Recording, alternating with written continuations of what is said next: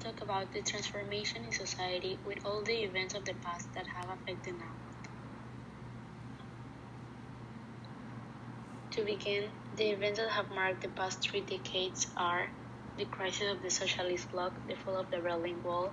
With the end of the Cold War, the unipolarism took place, the Persian Gulf War, the creation of 2 institutions, 1. The World Bank, and 2. The International Monetary Fund, the terrorist attack of the Twin Towers in New York, and the digital era with the development of the Internet. For me, the most important events of the last 3 decades are the crisis of the socialist bloc, the fall of the Berlin Wall, the Persian Gulf War, the terrorist attack of the Twin Towers in New York from 2001, and the digital era with the development of the Internet. Now we are going to see with more detail each concept. And there are 4 important concepts that describes our present. For example, we have globalization. The globalization, it is the growing of the world's economy, cultures and population brought about cross-border trade in goods, services and technologies. Today is considered one of the fundamental parts of the global economy as well as its development. The people, money, material goods, ideas, and even diseases and devastation have traveled these silken strands. Another important concept is the terrorism. The word terrorism is originated from the French Revolution of the late 18th century. It has different definitions. It is often used explaining that something is morally wrong.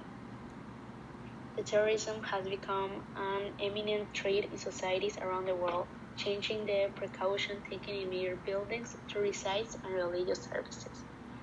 Also, it is the use of intentional violence, generally against civilians for political purposes. Another important concept we have is the unipolar world. The unipolar world is a concentration of power in one single polar.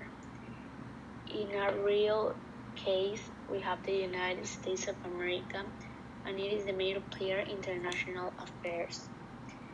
The United States of America in this case was the country with most power in the world. It is a scenario where most of the world region's economic, social, cultural aspects are influenced by a single state or country. Also, it is a distribution of power in which one state exercises most of the cultural, economic, and military influence. As we can see in the image, the United States was the only country that had power over another country.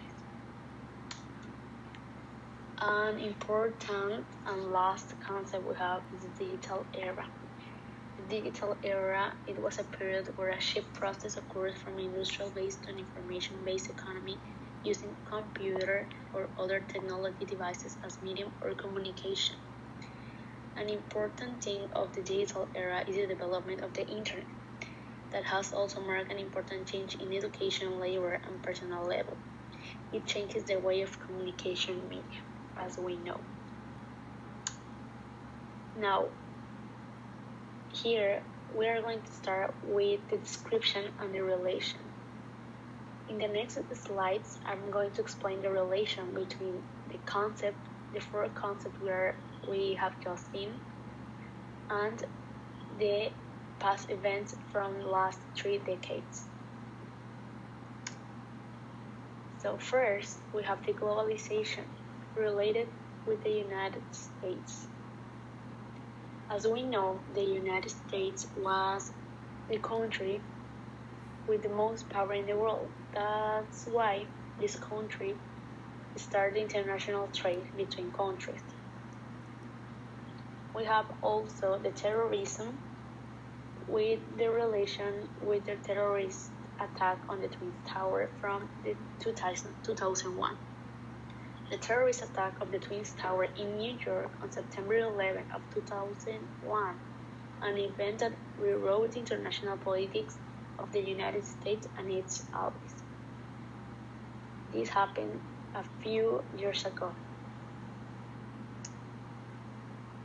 Another relation we have here is with the digital era and the creation of the Internet. The development of the Internet has also marked profound change in education, labor, and personal level. As we know, the digital era was an era that many computers, new technology advances, or scientific advances were created. But also an important thing was the Internet, that nowadays is very useful for us. The last relation we have is the unipolar world and the end of the Cold War. This means that once the Soviet Union was erased from international scene, the forces' international balance once again found themselves and readjusted. The unipolar system was constructed as a result, with the main country of the United States of America as the one of most power, controlling the other countries. That's why the name is unipolar world. At last, we have 4 important questions. First question, why did the globalization emerge? Okay, in this case, the emergence of globalization was introduced to promote inherent wealth among all countries in the world. As we know, the United States was the country with most power in the world, has been identified as the leader in globalization after World War II. So in the 19th century, most countries started investing in new forms of transport and communication services. And that's how the globalization emerged. The second question we have is in most cases, what caused the terrorist attacks of the 20th century? Okay, maybe they exist many cases of different attacks of the 20th century in the world. But the main causes are the conflict between different religious denominations, internal conflict between revolutionary forces and established governments. These two are the main causes. We know that the religious and the government topics are topics very difficult to talk with another person because they have different opinions from us. And that's why the terrorist attack starts. Also, the groups of extreme terrorism from 20th and 21st centuries possess a fundamentalist religious ideology. So as we know, many terrorist groups have a religious ideology.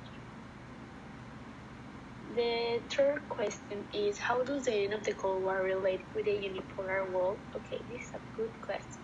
As we know, the United States of America was the country with most power in the world on that times. So after the Cold War, the Soviet Union collapsed. The newly emerged Russia was financially weak and in debt, without power to intervene. On the other hand, the US was the biggest economic power in the world, as we know. So the balance of power shifted towards the US, leaving the unipolar world, with the concentration of power in one single polar, the United States of America. So the end of the Cold War made that the Soviet Union collapsed, and the new country that started with the unipolar world was the United States of America. The fourth and last question we have is, how has the digital era influenced today's society? Okay, this is an important question. So a very important fact is that the active web users globally is 3.2 billion people. So this is almost half of the world population. So the digital era nowadays gives us brand new devices in recent decades. As we can notice, we have many types of iPhones and many types of Samsung, many types of Androids. Also, it made important advancements in safety when it comes to home security and medical devices. And it made our lives easier, faster, better, and more fun. Also, quicker ways to communicate through instant messaging apps and social media platforms, so we are able to keep in touch with loved ones, having devices providing freedom and life independence. At the same time, this These advances have made the human being more useless in certain aspects and insecure, encouraging the lack of communication. So in these cases, we have to change our way to think about the important digital era advances nowadays. Okay, so here we finished our presentation. Here is my bibliography with the 3 main sources that I use. So you can search on them if you want to learn more. So this is a good presentation to learn how some concepts are related with real events that have passed in our past and also can be passed in our future. A way to think if what you are doing is a good thing or a bad thing. So thank you for listening and see you in the next.